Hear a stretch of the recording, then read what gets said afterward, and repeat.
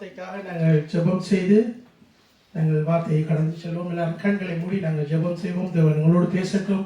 தேவனுடைய வார்த்தைக்கு நாங்கள் எங்களை விட்டுக் கொடுத்து அவர் சொல்லுகிறபடி நாங்கள் வாழ்வோம். ஹல்லேலூயா. பரிசுத்தமுள்ள பிதாவை ஸ்தோத்திரிக்கிறோம், துதிக்கிறோம். ராஜா தேவாதி தேவனே உமக்கு நன்றி செலுத்துகிறேன். சர்வ வல்லமையுள்ள கர்த்தாவே, இந்த உம்முடைய வார்த்தைக்காக ஜெபிக்கிறோம். உம்முடைய வார்த்தைகளை ஆண்டவரே நீர் தாமே எங்களுக்கு பகிர்ந்து தரும்படியாக ஜெபிக்கிறோம். ராஜா ஆண்டவரே, கிருபையினாலே ஆண்டவரே நீர் எங்களை மீட்டுக் கொண்டது போல ஆண்டவரே உம்முடைய பரிசுத்த ஆவியானவராலே எங்களை வழிநடத்தி வருகிற தயவுக்காக உமக்கு நன்றி செலுத்துகிறோம். ஆண்டவரே உம்முடைய வார்த்தைகளை ஒவ்வொன்றும் ராஜா ஆண்டவரே எங்களுக்கு பலனை கொடுக்கவும் அதன்படி நாங்கள் வாழவும் கற்றுத்தரும்படியாக ஜெபிக்கிறோம். இயேசுவின் வல்லமையுள்ள நாமத்தினாலே ஜெபம் பண்ணி நிற்கிறேன் பிதாவே. ஆமென். ஹல்லேலூயா. உற்சாகமாய் நாங்கள் இருப்போம். இந்த நேரத்தில் நாங்கள் வார்த்தைக்காக நாங்கள் எங்களை ஆயத்தப்படுத்திக் கொள்வோம். முதலாவதாக நாங்கள் எங்களுடைய வாழ்க்கையிலே நாங்கள் கொஞ்சம் ஒரு சிறு நிமிடம் நாங்கள் சிந்திச்சு பார்ப்போம். இயேசு கிறிஸ்து எங்களுடைய வாழ்க்கையிலே எவ்வளவு, அதாவது டச்சில் சொல்ல போனால் ஃபர்ஸ்ட் இன்னைக்கு விஷ் இயேசு கிறிஸ்துஸ் இன் மை லைஃப். ஆண்டவர் இயேசு கிறிஸ்து எங்களுடைய வாழ்க்கையிலே நாங்கள் அவரை எந்த இடத்துல வைத்திருக்கிறோம், எவ்வளவு அதாவது ஒரு கவனத்தோடு கூட நாங்கள் இயேசு கிறிஸ்துவை எங்களுக்குள்ளே நாங்கள் ஏற்றுக்கொண்டிருக்கிறோம். அவரை குறித்து நாங்கள் நாங்கள் கணக்கு அறிந்திருக்கிறோம். இயேசு கிறிஸ்து இந்த பூமிக்கு வந்தார். இந்த பூமியிலே அவர் பாவிகளுக்காக மரித்தார். அநேக பாடுகளுக்குள்ளாய் கடந்திருக்கிறார். இதெல்லாம் நாங்கள் காணும்போது ஒரு பக்கத்தால் நாங்கள் ஆண்டவரை நாங்கள் பாவம் பார்க்கக்கூடாது. ஆண்டவரை நாங்கள் பாவம் பார்த்து ஆண்டவரை நேசிச்சு கொள்ளக்கூடாது. ஆண்டவர் எங்களை நேசிக்கிறார் என்றது ரீதியில நாங்கள் அவரை நேசிக்கணும். ஹல்லேலூயா. நாங்கள் முதலாவது வசனத்தை நாங்கள் கவனிப்போம். முதலாவது வசனம் மத்தேயு 26வது அதிகாரம் 15வது வசனத்தை நாங்கள் வாசிக்க கேட்போம். நான் அவரை உங்களுக்கு காட்டி கொடுக்கிறேன், நீங்கள் எனக்கு என்ன கொடுக்கிறீர்கள் என்றான். அவர்கள் அவனுக்கு 30 வெள்ளிக்காசை கொடுக்க உடன்பட்டார்கள். ஆமென். ஹல்லேலூயா. அவர்கள் அவனுக்கு 30 வெள்ளிக்காசை கொடுக்க உடன்பட்டார்கள் என்று சொல்லப்படுகிறது. இதில் யாரை குறித்து நாங்கள் வாசித்தோம் என்று எல்லாரும் அறிந்திருக்கிறீர்கள். யூதாஸை குறித்து நாங்கள் வாசித்திருக்கிறோம். யூதாஸ் போய் இயேசுவை காட்டி கொடுக்கிறதுக்கு அவர் போய் அவர்களோட கதைக்கிறார். கதைத்த இடத்துல அவர்கள் நாங்கள் 30 வெள்ளிக்காசு தருகிறோம் என்று சொல்லி அவருக்கு உடன்பட்டார்கள். கொடுக்கப்பட்ட அந்த 30 வெள்ளிக்காசு தான் அவருக்கு மேன்மையாக காணப்பட்டது. நாங்கள் இந்த வசனத்தில் நாங்கள் கவனிக்கக்கூடியதாக இருக்கிறது. 30 வெள்ளிக்காசோட யூதாஸுடைய தாகம் தீர்ந்தது. யூதாஸ் இயேசுவை காட்டி கொடுக்கிறதுக்கு போய் கதைத்த இடத்துல அவர் சொல்ற 30 வெள்ளிக்காசு. ஓகே, இந்த 30 வெள்ளிக்காசுங்க அவர் அதில் அவையோட ஹேண்டில் பண்ணியிருக்கலாம். இல்லை எனக்கு 35 வேணுமென்று அவர் கேட்டிருக்கலாம். ஆனால் அவர் கேட்டது 30 வெள்ளிக்காசு. ஏனென்றால் ஏற்கனவே தீர்க்க தரிசனமாக கொடுக்கப்பட்ட வார்த்தை நிறைவேறும். ஹல்லேலூயா. இப்படியாக தேவனுடைய இயேசு கிறிஸ்து மனித குமாரன் பூமிக்கு வந்து தேவன் தான் குமாரனாக இந்த இடத்துல இந்த பூமியில பிறந்து அவர் தன்னைத்தான் ஒப்பு கொடுக்கிறீங்கள எல்லாம் கூறப்பட்ட அவர் மீது கூறப்பட்ட ஒவ்வொரு தீர்க்க தரிசன வார்த்தைகளும் நிறைவேறும்படியாக இப்படி நடந்தது. நாங்கள் சகரியா புஸ்தகத்துக்கு நாங்கள் கடந்து செல்வோம். உங்கள் பார்வைக்கு நன்றாய் கண்டால் என் கூலியை தாருங்கள், இல்லாவிட்டால் இருக்கட்டும் என்று அவர்களோடே சொன்னேன். அப்பொழுது எனக்கு கூலியாக 30 வெள்ளிக்காசை நிறுத்தார்கள்.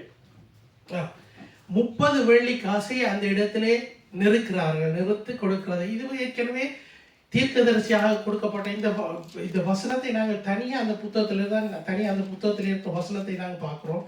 ஆனால் தொடர்ந்து இந்த தொடக்கத்திலிருந்து நாங்கள் வாசிப்போமா இருந்தால் இது என்ன மாதிரி வருகுதுன்னு சொல்லி நாங்கள் அதை கவனிக்கக்கூடியதாக இருக்கிறது. ஒவ்வொரு வசனங்களும் எப்படியாக எழுதப்பட்டிருக்கிறது, அந்த வசனத்துக்கான விளக்கங்கள் எல்லாம் நாங்கள் காணக்கூடியதாக இருக்கு. ஆனால் நாங்கள் முக்கியமாக பார்க்கறது என்னென்னா அந்த 30 வெள்ளிக்காசு. இந்த 30 வெள்ளிக்காசைத்தான் அவர்கள் அதாவது இயேசு கிறிஸ்துவுக்காக மதிக்கிறார்கள். அதே இதை நாங்கள் மத்தேயுவில் நாங்கள் பார்த்தோம். மத்தேயுவில் கூட 30 வெள்ளிக்காசைத்தான் அவர்கள் கொடுக்கிறார்கள். அதிலே நாங்கள் தொடர்ந்து பார்ப்போமா இருந்தால் மத்தேயு அடுத்த வசனத்தை நாங்கள் பார்ப்போம். யோவான் 12வது அதிகாரம் 5வது வசனம். யோவானஸ் 12 gucken. 300 பணத்துக்கு விற்று தரித்திரருக்கு கொடாமல் போனது என்ன என்றான். இந்த தைலத்தை 300 பணத்துக்கு விற்று தரித்திரருக்கு கொடாமல் போனது என்ன என்றான். இது என்ன என்று பார்க்கிறோம் என்றால், இயேசு கிறிஸ்து ஒரு வீட்டில் இருக்கும்போது அந்த ஒரு ஸ்திரீ அந்த இடத்திலே வந்து தன்னுடைய பாவங்கள் மன்னிக்கப்படுகிறதுக்காகவும் ஆண்டவருடைய வார்த்தை நிறைவேறுகிறதுக்காகவும் இந்த காரியம் நடக்கிறது. இதில் என்னென்றால், அவன் வந்து ஒரு தைலத்தை கொண்டு வருகிறான். அந்த தைலம் வந்து பெருமதியான தைலம். 300 பணத்துக்கு அந்த தைலத்தை கொண்டு வந்தார். 300 தைலத்தை நாங்கள் குடித்து பார்ப்போமா இருந்தால், in Deutsch wird es geschrieben, das sind 30 Dinar. Eine Dinar entspricht, also nicht eine, ich sag mal so, 200 Dinare entsprechen 5000, அதாவது 200 டினார், 200 பணங்கள், 200 பணத்தை இப்போ எழுதியிருக்காங்க என்னென்னா 5000 சனத்துக்கு சாப்பாடு கொடுக்கலாமா. 2, அதாவது 200 பணத்தில் இப்போ எடுத்து வந்து தைலத்துக்கு வந்து 300 பணம் பெறுமதியானது. அப்போ 300 பணம் கிட்டத்தட்ட 7500 பேருக்கு சாப்பாடு கொடுக்கலாம்னு சொல்லி கணக்கு போடுறாங்க. இப்போ கொண்டு வந்த தைலம் வந்து சாதாரணமான தைலம் இல்லை. நாங்களே எங்களுக்கு ஒரு பெர்ஃப்யூம் நாங்கள் வேண்டிக்கல, சீப்பாக நாங்கள் வேண்டி போட மாட்டோம். கொஞ்சம் காசு கொடுத்து தான் நாங்கள் வேண்டி போடுவோம். நாங்கள் ஒரு 100 யூரோ காசு இருக்கிற நேரம் நாங்கள் ஒரு 100 யூரோ வேண்டுவோம். காசு இல்லாத நேரம் ஒரு 50 யூரோக்கும் வேண்டுவோம். அப்போ அது ஒன்று. அதை விட எங்களுக்கு மணக்கம் நல்ல மணக்கணும். நல்ல மணக்காட்டிக்கு நாங்கள் அதை எடுத்துக்கொள்ள மாட்டோம்.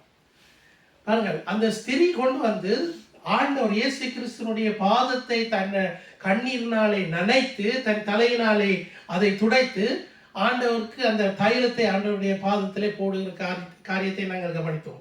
அதில் சொல்லப்பட்டிருக்கிறது 300 பணம். 300 பணம் வேண்டாம், கிட்டத்தட்ட ஒரு வருஷ சம்பளம், ஒரு வருஷத்துக்கான சம்பளம். அந்த ஒரு வருஷத்துக்கான சம்பளத்தை கொடுத்து இவ்வளவு காசையும் செலவழித்து இதென்று சொல்லும் போதுதான் அதில் இருக்கிற சீசன் ஒரு ஆள் சொல்லுகிறார், ஏன் இந்த தைலத்தை இப்படி அநியாயமாக்குறா, இதை விற்று ஏழைகளுக்கு கொடுக்கலாம். அதுக்கு இயேசு கிறிஸ்து என்ன பதில் சொன்னார் சொல்லுங்க பார்ப்போம். நான் உங்கள்கிட்ட கேள்வியா கேட்கிறேன், பைபிள் வாசிக்கிறீங்க. இயேசு கிறிஸ்துவை அந்த ஸ்திரீ ஆயத்தப்படுத்துகிறார், அடக்கத்துக்கு ஆயத்தப்படுத்துகிறார். ஆண்டவர் இயேசு கிறிஸ்து உயிரோடு இருக்கிற இந்த தைலத்தை போட அவர்களுடைய வழக்கத்தில் என்னென்றால், அதாவது அந்த மரித்த பிறகும் அந்த உடம்புக்கு தைலங்களை பூசுகிறோம். இது வேறு விஷயம். ஆனால் நாங்கள் இப்ப கவனித்தோம், யூதாசுக்கு 30 வெள்ளி காசு இயேசு கிறிஸ்து ஒப்பானார். ஆனா இந்த சகோதரிக்கோ 300 பணம் இயேசுவுக்கு செலவழித்தார். செலவழித்தது மாத்திரம் அது மாத்திரமில்லை, அந்த அவ்வளவான ஒரு அதாவது கணக்கு காசை அவர் கொடுத்து ஆண்டவருக்காக அந்த காரியத்தை செய்து வருகிறார்.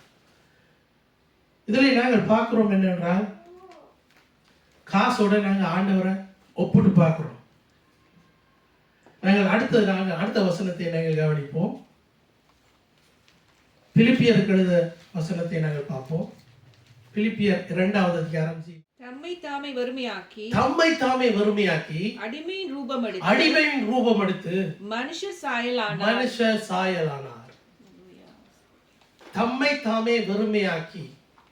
இந்த 2 வசனம், இந்த 2 சொற்கள், இந்த 2 சொற்களையும் நாங்கள் கவனிப்போமா இருந்தால், இயேசு கிறிஸ்துவை குறித்து நாங்கள் பைபிளில் நாங்கள் படிக்கும் போது என்ன படிக்கிறோம்? தனியாக இயேசு கிறிஸ்து அதாவது மனுஷனா வந்த பிறகு அவர் மகிமையோடு இருக்கேக்குள்ள எப்படியாக நாங்கள் படிக்கிறோம்?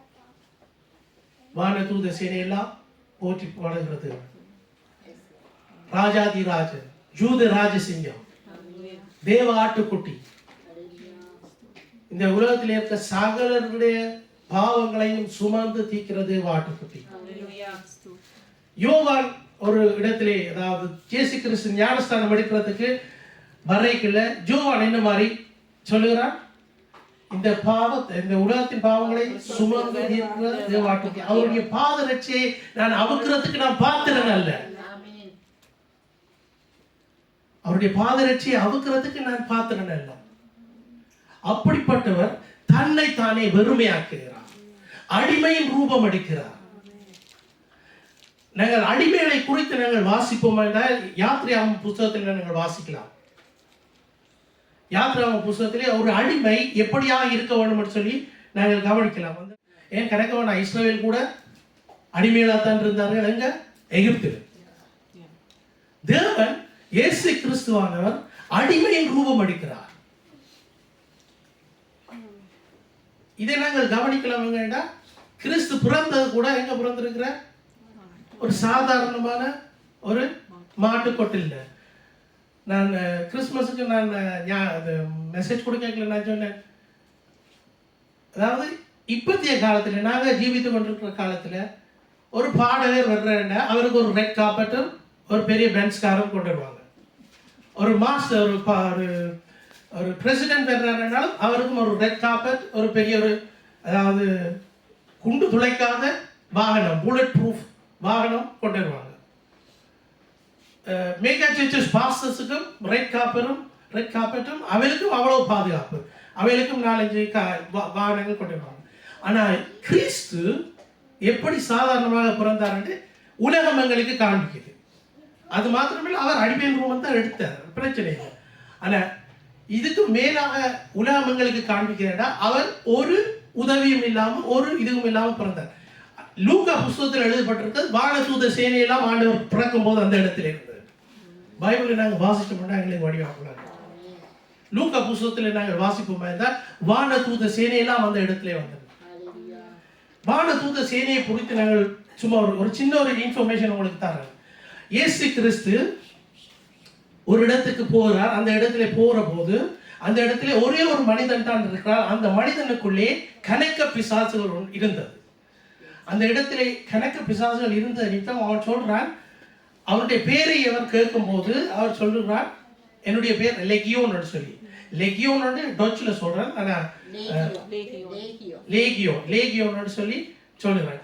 லேகியோனை நீங்கள் கூகுள் பண்ணி பார்ப்பீங்கன்னா லேகியோன் வந்து கிட்டத்தட்ட 10,000 பேர் இருக்கிறது தான் ஒரு லேகியோன். இல்லாட்டி ஒரு 7,000 பேர் 8,000 பேர் இருக்கிற படையைத்தான் லேகியோன் சொல்லுவாங்க. அந்த படி அதாவது அந்த மனுஷனுக்கு இருந்து பிசாசை திரத்தின போது அந்த பிசாசை நாங்கள் இந்த பண்டிகைகளுக்குள்ள போறோம். அந்த பண்டிகள் என்ன செய்யுது, மலையிலிருந்து தண்ணிகள் விழுந்து சாகுது. கிட்டத்தட்ட 2,000 பண்டிகள் அந்த தண்ணிக்குள்ள விழுந்து சாகுறதை நாங்கள் வாசிக்கக்கூடியதா இருக்கு. இதுல என்னத்துக்கு இந்த இதுகள் சொல்றேன்னா, ஆண்டவர் இயேசு கிறிஸ்துவோடு தனியே ஒருத்தரும் ஆண்டவர் இயேசு கிறிஸ்துவோட இருந்த மரியா ஆண்டவருடைய வான தூத சேனை முழுக்க அந்த இடத்துல வந்தது. இப்ப எங்கேயோ தொடங்கி எங்கேயோ போய் கொண்டிருக்கிறோம். இயேசு கிறிஸ்துக்கு எவ்வளவு கொடுக்கப்பட்டது? யூதாசுட கணக்கு 30 வெள்ளிக்காசு. அந்த சகோதரி கொடுத்தது 300 வெள்ளிக்காசு. நாங்க ஆண்டவருக்கு என்னத்தை கொடுக்கிறோம்? நாங்க என்னத்தை கொடுக்கிறோம்னா, நான் உங்கள்கிட்ட காசு கேட்கல, எங்களுடைய உள்ளம் எவ்வளவு நான் கொடுக்கிறேன் ஆண்டவருக்கு, அளந்து கொடுக்கிறேன். நான் என்னுடைய உள்ளத்தை முழுவதாக ஆண்டவருக்கு நான் கொடுக்கிறேன். என்னுடைய உள்ளத்தை நான் அளந்து கொடுக்கிறேன்னா ஒரு கொஞ்ச நாள், அதாவது ஆண்டவருக்கு நாங்கள் டைம் கொடுக்கிறோம். ஆண்டவருக்கு நாங்கள் டைம் கொடுக்கிறோம். In diesem, also heutzutage ist es so, dass wir Gott irgendwo eingrenzen und sagen, das ist meine Zeit mit Gott. Wir wiegen uns ab. Wir sagen, okay, 24 Stunden habe ich, ich muss 12 Stunden schlafen und 8 Stunden arbeiten und das und dies machen und dann irgendwann er kommt zu kurz in unserem Leben. In unserem Tagesablauf kommt er zu kurz. Wie wiegen wir ab?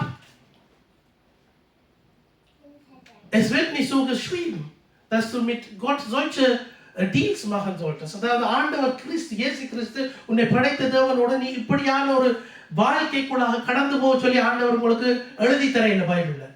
அவர் சொல்லுகிறார் என்னென்று, தினமும் நான் அவரோடு இருக்க வேண்டும், அவருடைய ஆவியினாலே நான் தினமும் வழிநடத்தப்பட வேண்டும், பரிசுத்த ஆவியினாலே நான் வழிநடத்த. ஏன்னா இயேசு கிறிஸ்து வந்துட்டு போயிட்டார். அவருடைய ஆவியானவர் எங்களுக்கு அனுப்பப்பட்டிருக்கிறார். அவருடைய ஆவியினாலே நாங்கள் வழிநடத்தப்படுவோமா இருந்தால் நாங்கள் கிறிஸ்துவிலே இருக்கிறோம். அதை விட்டுட்டு நான் பிதாவிடத்துல போகணும், பிதா தான் எனக்கு செய்யணும், இயேசு கிறிஸ்து அவர்கள் செய்யறது எல்லாத்தையும் செய்து விட்டாங்க. பிதாவுடைய சித்தம் குமாரன் செய்தால், குமாரனுடைய சித்தம் நாங்கள் பரிசுத்த ஆவியானவரோடு வாழ்ந்து கொண்டிருக்கிறது. அப்ப நாங்க இந்த பூமியில இருக்க மாட்டா, இந்த பூமியில நாங்க உயிரோடு இருக்க மாட்டா, ஒவ்வொரு நாளையும் நாங்க பிரயோசனப்படுத்தணும் ஆண்டவருக்காக, ஆண்டவருடைய ராஜ்யத்தை கட்டுறதுக்காக, அவருக்காக நாங்கள் பிரயாசப்படுவோம். நாங்க ஒவ்வொரு தரம் ஆண்டவருடைய பார்வைக்கு தேவைப்பட்டவர்கள். நாங்கள் ஒவ்வொருத்தரும் நாங்கள் எங்களை போட்டு நாங்கள் wir sollten nicht in Mitleidskreise senken und sagen, mich braucht keiner und ich bin nichts zu Nütze oder so. So sollten wir nicht denken. Wir sollten nicht denken, ja, ich mache doch gar nichts. அப்படியாக இருக்காமல், அதாவது முதல்ல என்னென்றால் நான் என்னை ஆண்டவருக்கு முன்பாக நிப்பாட்டி நான் என்னை உறுதிப்படுத்த வேண்டும். நான் பிரயோஜனமானவன். பாய்தரன்னு சொல்லுங்க, நான் பிரயோஜனமானவன், நான் ஆண்டவருக்கு பிரயோஜனமானவன், நான் செய்கிற ஊழியம் ஆண்டவர் பார்க்கிறார். நான் ஒரு கதிரையை இன்றைக்கு ஒரு கதிரையைத்தான் நான் எடுத்து வச்சாலும் அதையும் ஆண்டவர் கவனிக்கிறார். இந்த கதிரை தூக்கி வைக்கிற எல்லாம் சின்ன சின்ன ஊழியங்கள். ஆனா இதிலும் பார்க்க பெருசு என்னன்னா, நாங்கள் இன்னொரு ஆத்மாவுக்கு வழியை காட்டுகிறோம். நாங்கள் இன்னொரு ஆட்களுக்கு நாங்கள் வழியை காட்டுகிறோம். இதுதான் முக்கியம். நாங்க ஒருத்தரும், அதாவது ஆக்களை மட்டம் தட்டிட்டு போயிடுவாங்க. இன்னொரு பார்த்து, அவருடைய உடுப்பை பார்த்து, அவருடைய நடக்கையை பார்த்து, அவருடைய படிப்பை பார்த்து, அவர் செய்கிற காரியங்களை பார்த்து மட்டம் தட்டிட்டு போறாங்க. ஆண்டவர் அப்படி பார்க்கிறவர் இல்லை. ஆண்டவர் அப்படி பார்க்கிறவர் இல்லை. ஆண்டவர் எங்களை நேசிக்கிறதுவனாக இருக்கிறார். அவருடைய அன்பு எங்களுக்கு காட்டப்பட்டது. அது நிமித்தம் நாங்கள் ஆண்டவருடைய அன்பிலே நாங்கள் சாய்ந்தோம். ஆண்டவர் இயேசு கிறிஸ்துடைய அன்பிலே நாங்கள் சாய்ந்தோம். பாருங்கள், தன்னைத்தானே வெறுத்து அடிமையின் ரூபம் எடுத்து மனுஷ சாயலானார். மனுஷன் என்றா போல மனுஷன் அடிமை இல்லை. ஆனா மனுஷன் அடிமைப்படுத்துறான். மனுஷனுக்கு ஆண்டவர் நேரத்தில் உனக்கு தந்த ஆடு மாடுகள் அந்த ஒரு பிராணிகளை தான் அடிமைப்படுத்த சொல்லி, அந்த மனுஷனை அடிமைப்படுத்தி கொண்டு இருக்கிறான் உலகத்தில். அப்படியா வந்துட்டு. ஆனால் நாங்கள் உண்மையாகவே ஆண்டவருடைய வசனம் எங்களோடு பேசும்போது நாங்கள் அப்படியாக பார்க்கக்கூடாது. நாங்கள் ஒரு மனுஷன் மாதிரி தான் நாங்கள் பார்க்கணும். ஒரு ஆள் இருந்து பிச்சை எடுக்குமா இருந்தா, அந்த பிச்சை எடுக்கிற ஆள் தன்னை தாழ்த்துது. அதாவது மனுஷனுடைய இடத்திலிருந்து தன்னை தாழ்த்து என்னென்றால் அவருக்குள்ளே அவருடைய மென்டாலிட்டி என்னென்றால், நான் ஒன்றுக்கும் உதவாதவன் அப்படி என்று சில வறுமை நிமித்தம் அப்படியான ஒரு புலியான ஒரு காரியங்களை தான் பிசாசு கொண்டு வந்து ஜனங்களுக்கு போடும். பிசாசோட வேலை என்னன்னா, ஆக்களை தனிப்படுத்திட்டு கண்ட குப்பைகள் எல்லாம் கொண்டு ஆக்களோட மண்டைக்குள்ள போடுறது. நீ ஒன்றுக்கு உதவாதவன், கடைசியா என்ன தூக்குத்தான் அவருக்கு முடியும். இப்படி எத்தனையோ காரியங்கள் நடந்திருக்கிறது. எத்தனையோ பேரை நாங்கள் கண்டிருக்கிறோம், கேள்விப்பட்டிருக்கிறோம். அப்படியெல்லாம் நடந்திருக்கு. அதாவது தனிமைக்கு கொண்டு போறது என்றால், அந்த தனிமைக்கு கொண்டு போறதை நாங்கள் கொஞ்சம் கவனமாக குடும்பமாக நாங்கள் இன்றைக்கு பாட்டு படிக்கிறோம். நானும் என் வீட்டு வரும்போது என்றால் கர்த்தரையை சேவிப்போம். எங்களுடைய குடும்பம் காக்கப்பட்டோம்னா எங்களுக்கு ஒரு சந்தோஷம். ஆனா ஆண்டவர் சொல்லையில் உங்க குடும்பத்தோட நின்றுட்டாங்க. மற்றவனுக்கும் சொல்லு, நாங்க காண்ட பிரயோஜனத்தை மற்றவனுக்கு நாங்க சொல்றோம். நானும் என் வீட்டாரும் என்றால் கர்த்தரையை சேவிப்போம். அதோட முடிஞ்சது. கதவையெல்லாம் அடிச்சு பூட்டியாச்சு. நாங்களும் எங்களோட வீடும் இந்த 4 சிவர் பக்கத்து வீட்டுக்காரனுக்கு ஆண்டவர் நேசிக்கிறான்னு சொல்றேன் இல்லை, அவனுக்கும் சொல்லத்தான், அவனும் ஆண்டவர் அறியும். அப்ப அடிமையின் ரூபம் எடுத்து மனுஷ சாயலானார். தேவன் இயேசு கிறிஸ்து இவ்வளவத்தையும் விட்டு அதாவது இவ்வளவத்தையும் விட்டு இந்த இடத்திலே வந்து அவர் மனுஷ சாயலானார். தம்மை தானே தாழ்த்தினார். இப்படியாக ஆண்டவர் இயேசு கிறிஸ்து நாங்கள் மதிக்கிறோம். இப்ப ஆண்டவர் இயேசு கிறிஸ்துக்கு ஒப்பாக நாங்கள் என்னத்தை மதிக்கிறோம்? ஆண்டவர் இயேசு கிறிஸ்துவுக்கு பதிலாக நாங்கள் என்னத்தை மதிக்கிறோம்? ஆண்டவர் கேட்கிறார், என்னத்தை கேட்கிறார் என்கிட்ட? உன் ஆத்மாவை எனக்கு தான். அப்ப நாங்க ஜீவன் உள்ள நாட்கள் எல்லாம் நான் கர்த்தரையே தேட வேண்டியதா இருக்கு. ஜீவனுள்ள நாட்களெல்லாம் நான் கர்த்தரே மற்றவர்களுக்கு சொல்ல வேண்டியதா இருக்கிறது. இதுதான் எங்களுடைய வெயிட். இதுதான் எங்களுடைய வெயிட். இதுதான், இதை கொண்டுதான் நாங்கள் மேன்மை பாராட்டலாம். இதை குறித்து நாங்கள் மேன்மை பாராட்டலாம். அதாவது நாங்கள் ஆண்டவரை ஒரு பெட்டிக்க போட்டு பூட்டிட்டு எங்களுக்கு தேவையான நேரம் நாங்கள் எடுத்து யூஸ் பண்ணாத மாதிரிக்கு ஒரு தேவ பயத்தோடு கூட ஆண்டவரை நாங்கள் தேடுகிறவர்களாக இருக்கோம். Das heißt, wir müssen jeden Tag, Tag für Tag, müssen wir nach ihm trachten. Wir müssen immer dabei bleiben, immer am Ball bleiben. Nicht, dass wir in eine Kiste zumachen und sagen, nur wenn ich brauche, dann nehme ich Gott zu mir oder Jesus Christus zu mir oder sein Dienst zu mir und dann mache ich das wieder zu, lege ich weg. Sondern wir müssen in unseren Gedanken, அதாவது நாங்கள் எங்களுடைய யோசனைகளை நாங்கள் அப்படியாக நாங்கள் மாற்ற வேண்டியதாக இருக்கிறது. போன முறை வந்த பாஸ்டர் கூட சில உதாரணங்களை சொன்னார். ஆண்டவர் என்னோடு கூட இருக்கிறான்னு நான் அந்த பயம் இருக்க மாட்டேன், நான் கூட படி செய்ய மாட்டேன். ஆண்டவர் என்னோட இருக்கிறாருன்ற அந்த எண்ணங்கள் எனக்கு வருமா இருந்தால் நான் புலையான காரியங்களை நான் திங்க் பண்ண மாட்டேன், அதை பற்றி நான் பேச மாட்டேன், அதை பற்றி யூஸ் பண்ண மாட்டேன். அப்போ அப்படியான ஒரு Denkweise எங்களுக்கு வேணும். அப்படியான ஒரு Denkweise. Wir müssen gucken, dass wir immer mit Ehrfurcht vor Gott kommen. Und das, was wir machen, mit seinem Willen machen. இந்த பூமிக்கு வந்து எல்லா காரியத்தையும் செய்துட்டு போயிட்டார் இயேசு கிறிஸ்து. இப்போ எங்க இயேசு கிறிஸ்து இருக்கிறார்? பிதாவின் வலது பாதத்திலே அவர் இருக்கிறார். அவர் இருந்து என்ன செய்கிறார்? எங்களுக்காக பரிந்து பேசுறார். என்ன, நாங்க திருந்துறதுக்கு இன்னும் இடம் இருக்குது. நாங்கள் திருந்துறதுக்கு இன்னும் இடம் இருக்குது. எனக்குள்ளே அவர் பெரியவராய் மாற வேண்டும், நான் சிறியவனாய் போக வேண்டும்.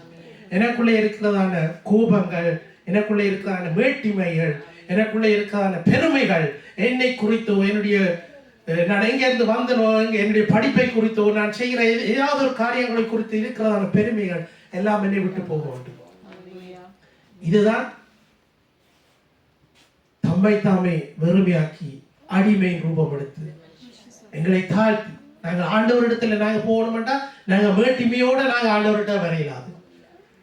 நாங்க மேட்டிமையோட வரையலாது. நான் என்னை தாழ்த்த வேண்டும், தாழ்த்தி ஆண்டவரிடத்துல வரும். அந்த நேரம் ஆண்டவர் எங்களை அன்போடு கூட அணைத்துக் கொள்வார். மேட்டிமை ஒன்றுதான் பிசாசையே விழுத்தினது. பிசாசில அவன் இருக்கையில ஆண்டவருக்கு ஏற்ற ஒரு தூதனா இருந்தார். உலகம் உருவாக்க முன்பாகவே வந்தது ஒரு பாவம் மேட்டிமை. இந்த மேட்டிமை நிமித்தம் ஆண்டவருக்கு ஏற்படுத்தப்பட்ட அந்த தூதன் விழுந்தான். அது இப்பவும் மனுஷர்களுக்குள்ளேயும் அந்த காரியங்கள் நடந்து கொண்டே இருக்கு. நாங்கள் ஆண்டவருக்காக எங்களை ஒப்புக் கொடுக்க வேண்டும், ஆண்டவருக்காக நாங்கள் பிரயாசப்பட வேண்டும். நாங்கள் ஒவ்வொருத்தரும் உண்மையாகவே எங்களை நாங்கள் ஆண்டவருக்கு முன்பாக நாங்கள் கொண்டு போகும்போது ஆண்டவரிடத்தில் ஒரு பயத்தோடு நடுக்கத்தோடு கூட எங்களை அர்ப்பணித்து நாங்கள் போக வேண்டியதாக இருக்கிறோம். ஒருத்தரும் நீங்கள் நினைக்காதீங்க நான் என்னத்துக்கு சபைக்கு வரணும், நான் ஏன் இங்கே வரணும் அப்படின்னு நினைக்காதீங்க. இது உங்களுக்கு பிராக்டிக்கல் பண்ணப்படுகிற ஒரு இடம். ஏன்னா நீங்க போற இடம் ஒரு நித்திய ஜீவன். நித்திய ஜீவன்ல இப்படித்தான் இருக்கும். சபைக்கு வர்றேன்னா சபையில நாங்கள் ஒன்றிணைந்து ஐக்கியமாக ஒருமனப்பட்டு இந்த காரியங்களை செய்துட்டு வரோம். ஆனா சபையின் ஐக்கியத்தை குழப்புறதுக்குன்னு சொல்லி ஒரு ஆள் எந்த நேரமும் தனி ஆக்களையும் சுத்தி சபையை சுத்தி சிங்கம் போல சுத்தி வருவான். ஏதோ ஒரு சின்ன ஒரு விஷயத்தை போட்டுருவாங்க. சின்ன காரியத்தை போட்டோம்னா எங்களுக்கு உடனே கோவப்பட்டுடுவோம், நாங்கள் தண்டுடுவோம், நாங்கள் உடனே அடியனை புடியட நிற்போம். அந்த நேரம் ஆவியானவர் பேச சத்தம் போடாம இரு, வாயை மூடு, கதைக்காத, கீழ்மைப்படுத்து, இன்னும் தாழ்த்து, அப்படியான காரியங்களுக்கெல்லாம் ஆண்டவர் கொண்டு போவார். அப்ப இயேசு கிறிஸ்துவை நாங்கள் எப்படியாக நாங்கள் பார்க்கிறோம்? யூதாஸ் அளந்தது போல 30 வெள்ளிக்காசுக்கா, இல்லாட்டி அந்த ஸ்திரீ அளந்தது போல 300 பணத்துக்கா, இல்லாட்டி நாங்கள் ஆண்டவரை நாங்கள் இயேசு கிறிஸ்துவை எப்படியாக நாங்கள் அழைத்திருக்கிறோம்? மற்றவர்கள் கூப்பிடுறாங்க சொல்லி நாங்கள் சபைக்கு வந்தாலும் ஆண்டவர் இயேசு கிறிஸ்து தான் எங்களை அழைக்கிறவர். ஆண்டவர் இயேசு கிறிஸ்து எங்களை அழைப்பார். அழைத்துட்டு சொல்லுவார், நீ என்னுடைய சந்தோஷத்துக்குள்ளே பிரவேசி. அல்லேலூயா. சந்தோஷம் சமாதானம் இயேசுவை தேடினா தான் இருக்கும். இந்த உலகம் கொடுக்குற சந்தோஷம் சமாதானம் கொஞ்சம் நேரத்துக்கு தான். நாங்கள் எல்லாரும் எழுந்து நின்று ஜெபம் பண்ணுவோம். தேவன் தந்த வார்த்தைகளுக்காக நாங்கள் ஜெபம் பண்ணுவோம்.